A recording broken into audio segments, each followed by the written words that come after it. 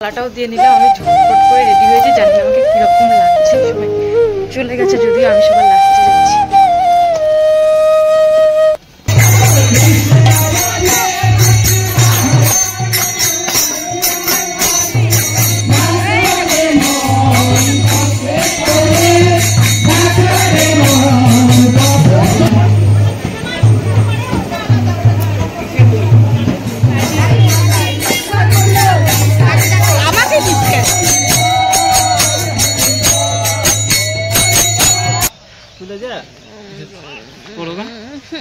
बारो बजे 12 बजे আমি যাই একটু দোকান সামনেটা ঝাড় দিয়ে আসি, একবারে খাওয়া দাওয়া করি, খিদা হয়েছে। Hello everyone, good morning. তোমরা সবাই কেমন আছো? আশা করি ভালো আছো। আমিও কিন্তু অনেক ভালো আছি। আজকে কিন্তু সকাল সকাল ব্লগটা স্টার্ট করেছি। তো আজকের ব্লগটা না খুবই ইন্টারেস্টিং হতে চলেছে। এখন বাজে প্রায় আর কি 10টা, সে তুলনায় কিন্তু সকালে আজকে স্টার্ট করেছি। আর ঘুমের থেকে উঠেছি আমি 9টা 10-এ। দেখো চোখগুলো একদম ফুলে আছে। অ্যাকচুয়ালি ঘুমাতে আমার দেরি হয়, তার জন্য উঠতেও দেরি হয়। তো আজকে সকাল সকাল ব্লগটা স্টার্ট করার কারণ হচ্ছে আজকের ব্লগটা কিন্তু খুবই ইন্টারেস্টিং হতে চলেছে। তো চলো পুরো ভিডিওটা দেখতে থাকো, আশা করি তোমাদের অনেক ভালো লাগবে। আমি আর কি জাস্ট চান করলাম, তো এখনো মাথা আশ্রায়নি, মানে মুখে ক্রিম ট্রিম কিচ্ছু দেয়নি। তো চলো আমি মানে হালকা করে রেডি হয়ে তোমাদের সাথে কথা বলছি। অ্যাকচুয়ালি আজকে আমাদের এখানে গোপাল পিকনিক, যাদের বাড়িতে গোপাল আছে সবাই কিন্তু গোপাল নিয়ে যাবে, মানে এরকম। আর একবারও হয়েছিল, আর একবার আমি নতুন বউ ছিলাম, আর একবার আমি ছিলাম না। 7 বছর থেকে নাকি এই পিকনিক হচ্ছে। তো দেখি কি পড়া যায়। ওই হাজার হলেও তো একটা কীর্তনের মতো। আশা করি তোমাদের অনেক ভালো লাগবে আজকের ব্লগটা। তো দেখি কোন ড্রেসটা পরি, আমি ভাবতেই পারছি না যে কি পরবো।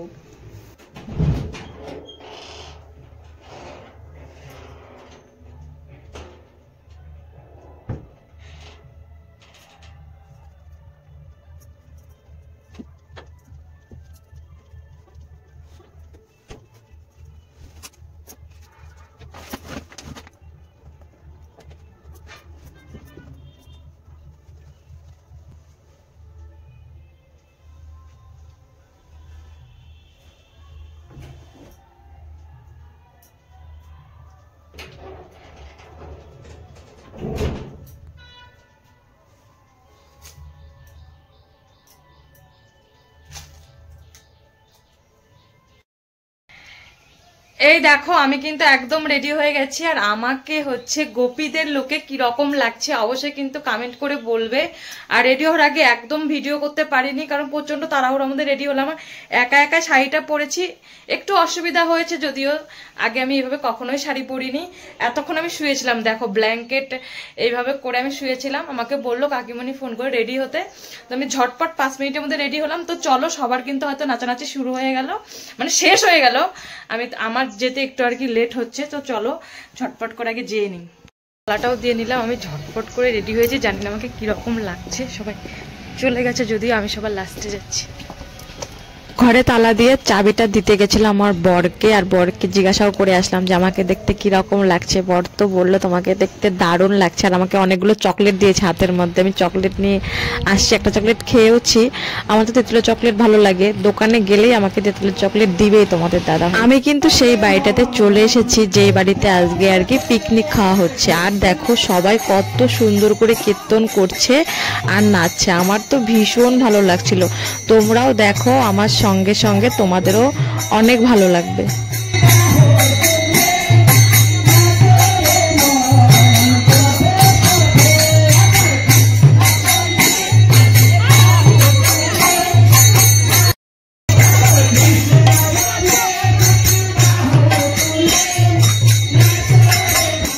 আমার একটু আসতে লেট হয়ে গেছে। সবাই কিন্তু অনেকক্ষণ থেকে কীর্তন করছে, নাচানাচি করছে, আমিও কিন্তু নেচেছি। এই দেখো আমার কিন্তু কীর্তন করতে অনেক ভালো লাগে।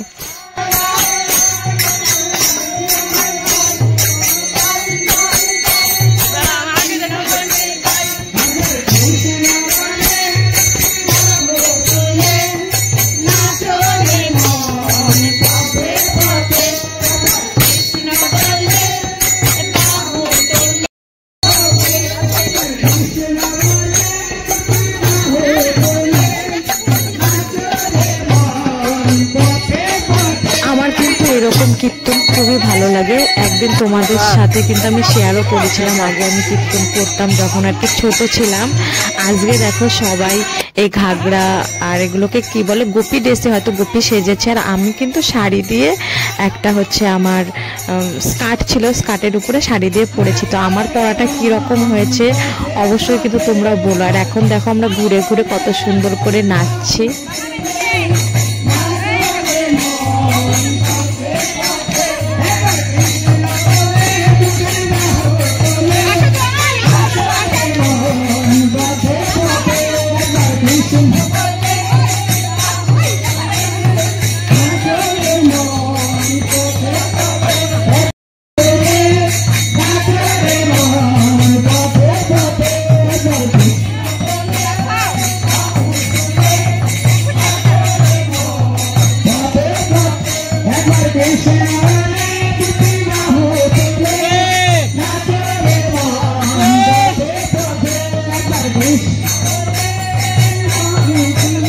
যেহেতু এটা গোপাল পিকনিক, দেখো কত গোপুসোনা একসঙ্গে আজকে পুজো হয়েছে। সবার সঙ্গে না বছরে একবার করে দেখা হয়। এই পিকনিকটা নাকি 7 বছর থেকে হচ্ছে, তাহলে ভাবো। আর কতগুলো গোপাল আমরা একসঙ্গে দর্শন করতে পারলাম। সকালে এখানটায় বাল্য সেবা হয়েছে, আর অনেক পুজো হয়েছে, দুপুরে ভোগ হলো। আমার যেন তো ভীষণ ভালো লাগছিল, এত মানুষ একসঙ্গে মানে এরকম অনুষ্ঠান করলে তো ভালোই লাগে।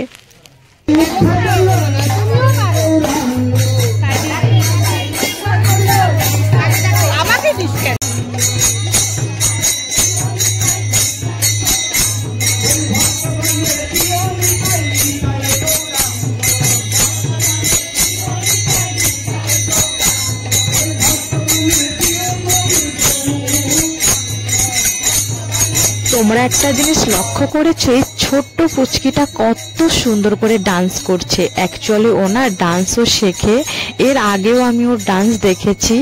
আমার না এই ছোট্ট মানুষের নাচ দেখতে ভীষণ ভালো লাগে। ওর সঙ্গে কিন্তু আমিও ডান্স করেছি। আর আমি তো বাচ্চা মানুষ ভালোবাসি, তোমরা সবাই জানো।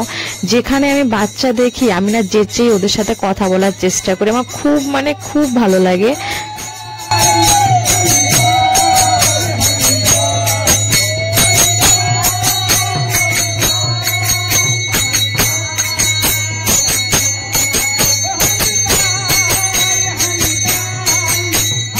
আমি না একটু আর কি লজ্জাও পাচ্ছিলাম, যেহেতু আমি নতুন বউ, আমি কিন্তু ঠিকঠাক কাউকে চিনি না। আমাদের আশেপাশে যেগুলো একদম বাড়ি সেগুলোকেই চিনি, আর আমি অনেককেই চিনি না।